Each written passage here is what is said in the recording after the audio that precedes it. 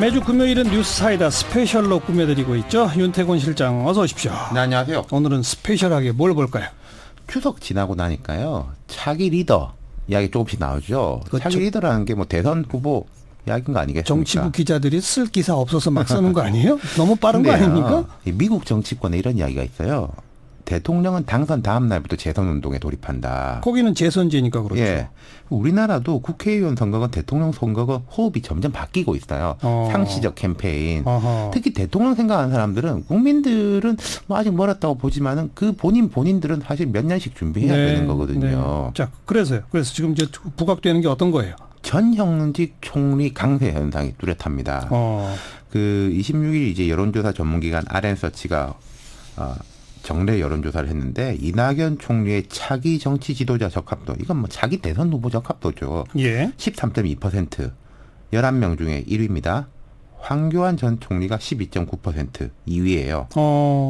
얼마 전까지는 박원순 시장이 1등, 이낙연 총리가 2등 뭐 그런 이러더니 식이었죠. 좀 뒤바뀌었네요. 그 뒤로는 뭐 많이 들어본 이름들 김경수, 박원순, 이재명, 심상정, 유승민, 김부겸, 뭐 홍준표, 안철수 이런 쭉 순인데 예. 물론 이 여론조사는 인지도, 노출도 조사에 가깝다고 봐야 되겠지만은 이게 이낙연, 황교안 두 사람이 선두에 나선 건 의미가 있어요. 거기다가 이 총리는 민주당 지지층에서도 22.3% 선두입니다. 황교안 전 국무총리는 한국당 지지층에서 42.7% 압도적인 선두예요. 그러니까 전 국민 상대, 지지층 상대 1등. 그렇죠. 예. 두 사람의 그럼 강점이 뭘까? 공통점이 있습니다. 상당히 정제되고 절제된 이미지의 소유자죠. 예. 언행이 이제 정제돼 있고, 그리고 이력. 이낙연 총리는 동아일보 기자 출신으로 사선 의원, 전남도지사 거쳐서 총리 지내고 있지 않습니까? 그렇죠. 황교안 전 총리는 검사 출신인데 법무부 장관, 총리, 대통령 권한대행까지 지냈잖아요. 예. 두 사람 다 수십 년간 공적 영역에 있으면서 검증을 받았고 임명직으로는 최고 자리인 총리까지 올라갔습니다. 그렇죠.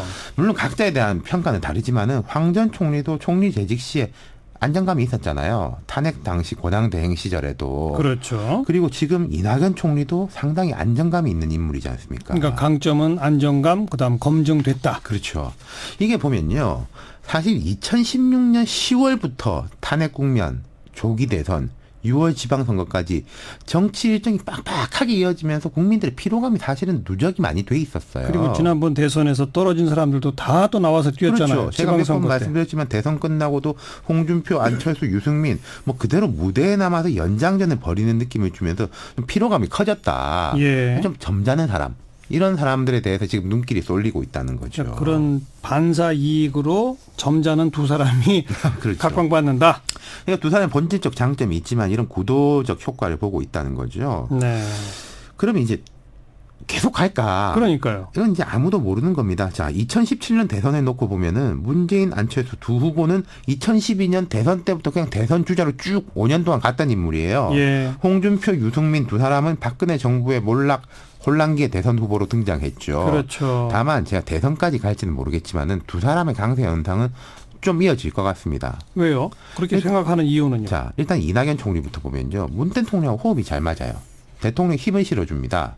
사실 총리라는 자리가 참 애매하고도 어려운 게 대통령 말을 너무 잘 들으면은 존재감이 없고 그렇다고 대통령을 불화하면 자리를 지킬 수가 없지 않습니까? 예. 총리 입장에서 제일 좋은 건요. 대통령이 총리 말 들어주는 거거든요. 그렇죠. 근데 지금 문재인, 이낙연 두 사람의 관계는 상당히 좋고 뭐 갑자기 나빠질 가능성도 희박해 보여요. 예. 그리고 문 대통령의 지지율도 높고 임기가 한참 남아서 여권의 이른바 잠룡들이 막 크게 움직이기가 어렵습니다. 그렇죠. 아마 내년 하반기나 돼야 가시적으로 움직일 거예요. 내후년 총선 뒤가 될 거예요. 총선을 앞두고 이제 움직이겠죠. 예. 근데 총리는 공식적 활동을 하는 거지 않습니까? 그렇죠. 그렇죠. 다른 경쟁자들은 눈치 보면서 이렇게 좀 움츠려 있는데 총리는 그냥 자기 일을 하는 게 자기 위상을 높이는 거예요. 그리고요. 그러니까 이 총리 강세 현상이 이어질 구조가 형성돼 있다는 거고. 황교안 전 총리는. 자, 지난 대선 때도 보수층에서 지지율이 상당히 높았습니다. 실은. 예. 차출론이 비등했는데 권한대행 자리를 지켰잖아요.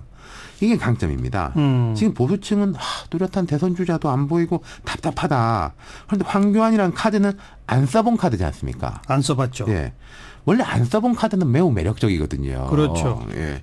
그러니까 자유한국당 전당대회가 내년 2월인데 황 전 총리가 전당대 나갈지 안 나갈지 모르겠지만 아마 고민 중일 겁니다. 근데 최소한 그때까지는 강세 현상이 이어질 거예요. 뭐 일부 자유한국당의 친박계 의원들이 황 전 총리한테 당대표 출마하라 이렇게 요청한다는 기사들도 나왔잖아요. 그럼요. 6명이 찾아갔다는 건데 근데 황 전 총리가 그 사람들 손을 덥석 잡을까?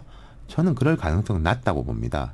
만약에 황교안이라는 사람이 전당대에 나서거나 대선에 뛰어든다면은 보수 전체를 상징하는 인물로 이미지 메이킹 해야지 박근혜 후계자 이렇게 돼서는 실익이 없다는 거죠. 네. 아무리 박 전 대통령 지지층이 견고해도 그거는 딱 한계가 있다. 그렇죠. 그러니까 그 지지층하고 너무 가까워지면 나머지는 돌아서게 된다. 그럼 황 전 총리 입장에서는 박 전 대통령 지지층이나 측근들은 관리나 포용의 대상이지 자기가 거기에 올라탈 대상이 아니어야 한다는 거죠. 네. 그리고 보수 쪽의 다른 주자들은 어때요? 그러니까 지금 다른 주자들이 좀 답답할 거예요. 왜냐하면은 보수가 이제 완전히 몰락했다. 새로 변신해야 된다. 혁신, 변화, 뭐 젊은 이미지로 넘어가야 미래가 보인다. 다들 말을 그렇게 했지 않습니까? 예. 근데 황교안 전 총리가 강점이 있긴 하지만은 공안검사 출신의 박근혜 총리란 말이죠. 집토끼의 소구력이 있지만 산토끼의 매력이 있을까? 네. 거기다가 홍준표 전 대표도 귀국한대지 않습니까? 귀국했죠. 예, 했죠. 황교안, 홍준표 경쟁 구도가 돼버리면요. 보는 사람은 재밌을 건데 보수의 전략적인 관점에서 장기적인 관점에서 보면 좀 답답해질 수 있다는 거예요. 새 사람들이 올라갈 공간들을 내주질 않으니까요. 그러네요.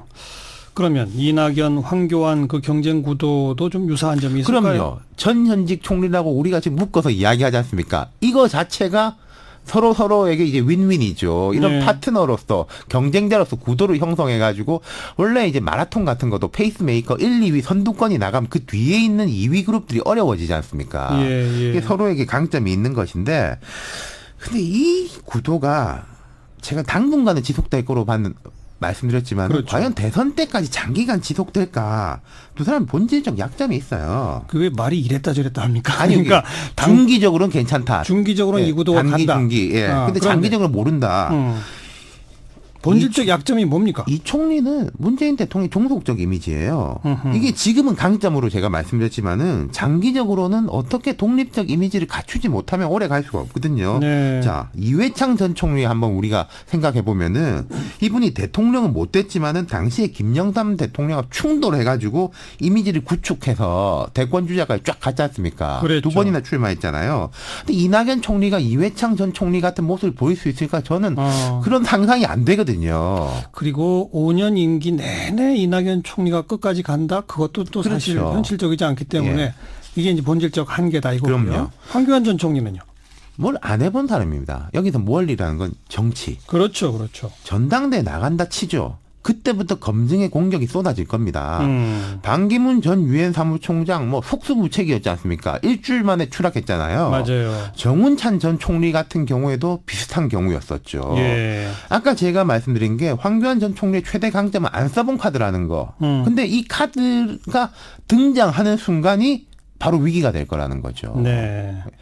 그러니까 결국은 그 황교안 전 총리가 등장해서 반기문이 아닌 다른 모습을 보여줄 수 있느냐 이거고. 그렇죠. 이회창 같은 모습을 역시 보여줄 수 있냐. 이낙연 총리도 자기만의 어떤 모습을 보여줄 수 있느냐 이거고. 그럼요. 예. 결국은 두 사람 실력에 달린 겁니다. 그럼요. 지금까지는 구도에 의해서 올라간 게 있는데 이제부터는 자기 실력에 달린 거죠. 네, 수고하셨습니다. 감사합니다. 윤태곤 실장이었어요.